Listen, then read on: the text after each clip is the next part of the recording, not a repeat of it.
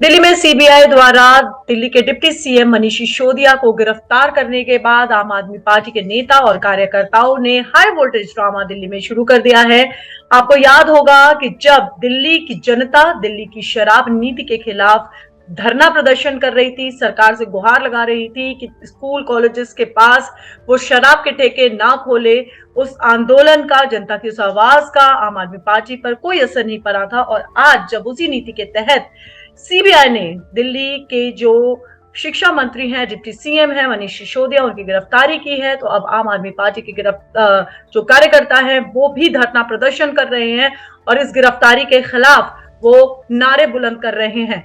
और इसी पूरे मुद्दे को कि ये गिरफ्तारी कितनी कानूनी है, वैध है, और क्या मनीष सिसोदिया के आगे की जो कानूनी कार्रवाई होगी, ये सब बताने के लिए हमारे साथ आज सुप्रीम कोर्ट के वकील, राजनीतिक विश्लेषक विजय सरदाना जी जुड़ चुके हैं। विजय सर, लॉ स्ट्रीट जर्नल के Hindi channel law Street Bharat में आपका बहुत बहुत स्वागत है। नमस्कार। सर नमस्कार। विजय सर, करोड़ों का घोटाला हुआ, समन भेजा गया, फिर गिरफ्तारी हुई, लेकिन केजरीवाल जी कह रहे हैं कि आकाओं के कहने पर सीबीआई गिरफ्तारी कर रही है। क्या कहना है आपका?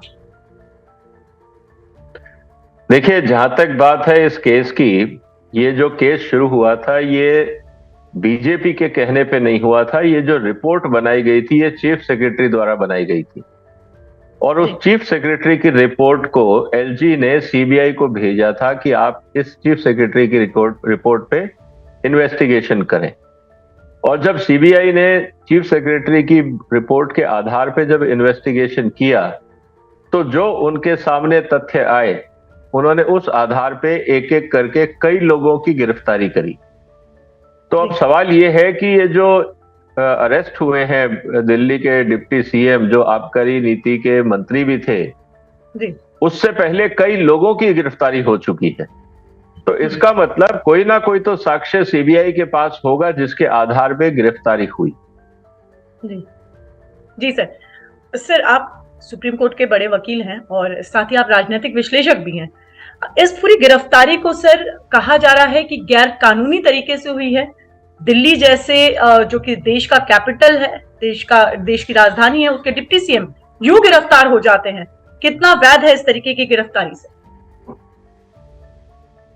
देखिए, ये तो कानून में और भारत के संविधान में कहीं नहीं लिखा है कि अगर कोई मंत्री है या कोई एमएलए है या एमपी है उसको पुलिस अरेस्ट नहीं कर सकती। मैंने तो ऐसा कोई प्रोविजनिंग एक्सेप्शनल क्लॉज नहीं देखा है। जहां तक बात है इन्वेस्टिगेशन की, उसकी परमिशन का जरूर एक प्रावधान है अलग अलग कानूनों में। और अगर एलजी ने और कॉम्पिटेंट अथॉरिटीज ने इन्वेस्टिगेशन की परमिशंस दे दी हैं जो कानून में जिनकी प्रावधान है, उसके बाद तो कार्रवाई जो है वो इन्वेस्टिगेशन एजेंसीज का है।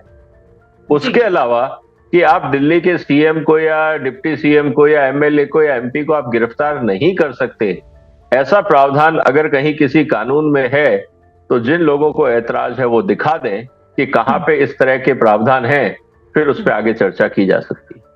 सरदाना सर, आपने ही अपने एक इंटरव्यू में कहा था कि ऐसा नहीं हो सकता कि ये जो पूरी नीति बनी है उसमें देश जो दिल्ली के मुख्यमंत्री महोदय हैं केजरीवाल जी, उनका भी जो कंसेंट है उसके बिना ये पूरा जो कार्रवाई है वो हुई होगी, ये पूरी नीति बनी होगी।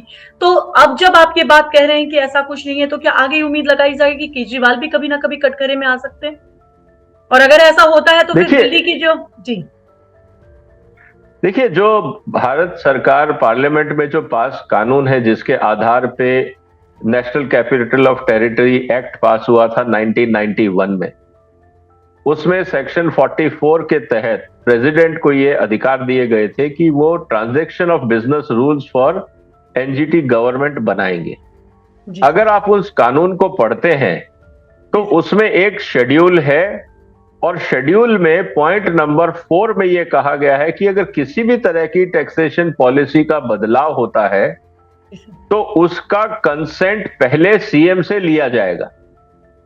अगर उसी रूल्स, जो ट्रांजैक्शन ऑफ बिजनेस रूल्स का सेक्शन 8 पे अगर आप जाते हैं तो वहां बहुत क्लियरली लिखा है कि चीफ मिनिस्टर की परमिशन के बगैर मंत्री या अधिकारी किसी भी तरह का बदलाव नहीं कर सकते हैं और जो भी बदलाव सजेस्ट किया जाएगा वो कैबिनेट में डिस्कस होगा और उसके बाद ही प्रावधान होगा। तो ये अब सवाल है कि अगर चीफ मिनिस्टर साहब ट्रांजैक्शन ऑफ बिजनेस रूल्स के हिसाब से या तो वो इस पूरे डिसीजन मेकिंग प्रोसेस में शामिल थे या नहीं थे। जी। अगर वो नहीं थे तो ये अपने आप में एक वायलेशन ऑफ एक्ट है, क्योंकि आपने जो संवैधानिक प्रावधान है जो संसद द्वारा पारित हैं, इसका मतलब मनीष सिसोदिया साहब ने उनका पालन नहीं किया, सीएम को पिक्चर में नहीं लिया। अगर उन्होंने सीएम की कंसेंट लेके किया है तो इसका मतलब जो कानून में लिखा है हाईएस्ट अथॉरिटी चीफ मिनिस्टर हैं, तो इस तरह के जो वायलेशन हुआ है as per chief secretary report, इसका मतलब वो चीफ मिनिस्टर की कंसेंट से हुआ है।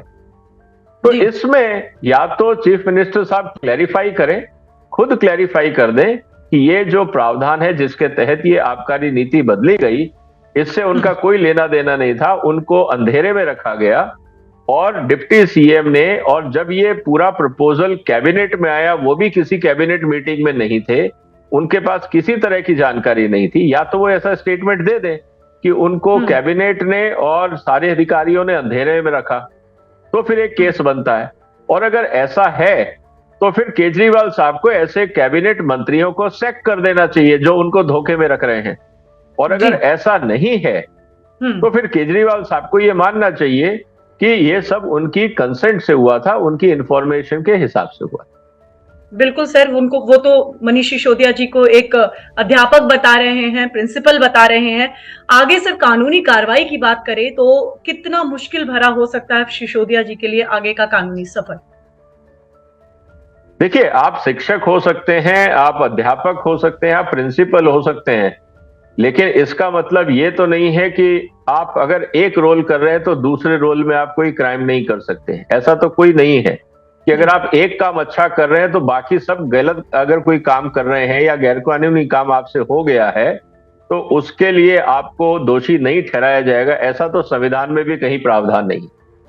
संविधान में प्रावधान यह है कि अगर आप गलती करते हैं तो गलती की सजा कानून के हिसाब से आपको मिलेगी। उसमें यह नहीं देखा जाता है कि आपका इतिहास क्या है या आप और कितने अच्छे काम कर रहे हैं। मैंने बहुत अच्छे काम किए, मैंने खूब चैरिटी करी और मैंने किसी का मर्डर कर दिया या किसी के ऊपर गाड़ी चढ़ा दी, तो क्या मेरे खून माफ हो जाएंगे?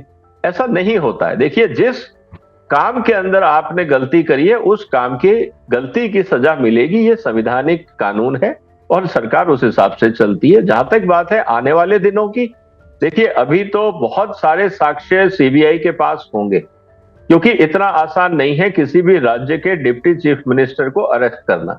बिल्कुल सर, बिल्कुल। इसका मतलब सीबीआई ने पूरी अपनी इन्वेस्टिगेशन की होगी, उन्होंने जितने अधिकारियों और बिजनेसमैन को अरेस्ट किया है, जो मिडलमैन को अरेस्ट किया है, उन्होंने अपने स्टेटमेंट दिए होंगे कि वो किसके कहने पे ये सब कर रहे हैं, किसको पेमेंट दिया गया, किस आधार पे दिया गया। तो उस हिसाब से मुझे लगता है कि सारे साक्ष्य सामने होने के बाद ही मनीष सिसोदिया पे सीबीआई ने हाथ डाला है। अब ये देखना है कि मनीष सिसोदिया साहब उन एविडेंसेस को किस तरह से ट्रीट करते हैं। क्या वो एक्सेप्ट करते हैं कि हाँ उन्होंने ये किया, या अभी भी वो ये कहते हैं कि ये उनकी गलती नहीं है। तो अब ये आमने सामने क्रॉस एग्जामिनेशन होगा, विटनेस और एविडेंस सामने रखे जाएंगे और जो कानून की कार्रवाई है उस हिसाब से ये केस अब आगे बढ़ेगा। और इसी कानूनी कार्रवाई के लिए ही 5 दिन की एक लंबी रिमांड की भी जो आग्रह है वो कोर्ट से किया गया है सीबीआई के द्वारा। सर, आखिरी सवाल यही रहेगा कि इसको पूरा राजनीतिक रंग देने की कोशिश की जा रही है आपकी नजर से कि कितना राजनीतिक है ये पूरा मामला? देखिए, क्राइम तो राजनीतिक नहीं होता है। राजनीतिक लोग क्राइम कर सकते हैं और जब राजनीतिक लोग क्राइम कर सकते हैं तो वो अपने बचाव के लिए सारे तौर तरीके अपना सकते हैं, क्योंकि आफ्टर ऑल हर आदमी कानून की नजर में अपने आप को बेगुनाह साबित करने की पूरी कोशिश करता है। और दूसरी तरफ जनता के बीच में खासकर राजनीतिक लोग, क्योंकि उनका जो एग्जिस्टेंस है वो पब्लिक इमेज पे होता है, इसीलिए वो हर चीज में पब्लिक को ये कन्वे करने की कोशिश करते हैं कि देखिए हमने गलती नहीं करी है, हमारे ऊपर आरोप लगाए गए हैं। लेकिन अब ये काम कोर्ट का और इन्वेस्टिगेशन एजेंसी का है कि इन बातों को साइडलाइन करें। ये चीजें पब्लिक में चलती रहती हैं, लेकिन इंपॉर्टेंट चीज ये है कि जो साक्ष्य सीबीआई के पास हैं और कोर्ट उनको देखेगा, अगर कोर्ट उनको लगता है कि हाँ मनीष सिसोदिया कोऑपरेट नहीं कर रहे हैं, फर्दर इन्वेस्टिगेशन की जरूरत है, क्रॉस एग्जामिनेशन की जरूरत है, विटनेसेस को सामने लाके बैठाने की जरूरत है, एविडेंस दिखाने की जरूरत है, इसमें टाइम लगेगा। और अगर मनीष सिसोदिया को रिहा कर दिया जाता है तो शायद वो एविडेंस से टेम्परिंग कर सकते हैं, क्योंकि वो एक पावरफुल पोजीशन पे हैं।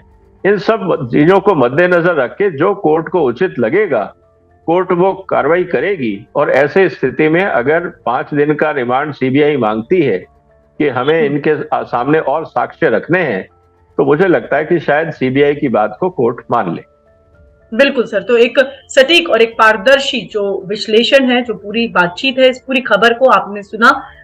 सुप्रीम कोर्ट के वकील विजय सरदाना जी ने हमसे बात करी। सर, हमसे जुड़ने के लिए आपका बहुत बहुत शुक्रिया। बहुत बहुत धन्यवाद। Vande Mataram. Thank you sir, thank you so much.